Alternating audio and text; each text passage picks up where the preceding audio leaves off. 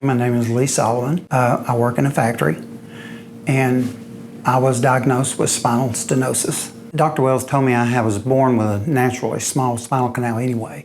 So over the years with arthritis buildup, I guess, it just got really bad. I was splitting firewood and just kind of thought I tweaked it, and it started to get a little bit better, and then I thought I was okay. I went out to do it again.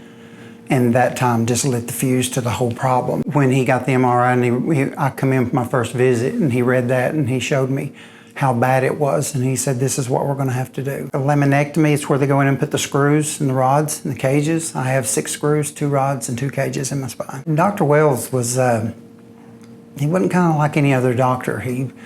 This is the time the COVID started. They were wanting to cancel these surgeries, and he said, Lee, I'm not letting them cancel your surgery. He said, that's not gonna happen. He said, you getting to where you can't walk anymore. I was 1 week short of 5 months, I was back on the job.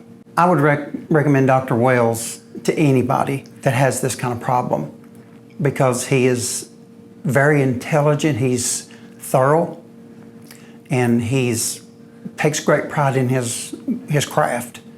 And I sense that. And if I had to have this surgery done 10 more times, he would do them all. And I'm thankful for him, and he's a godsend. I recommend him to anybody that is in this kind of pain and had this kind of problem.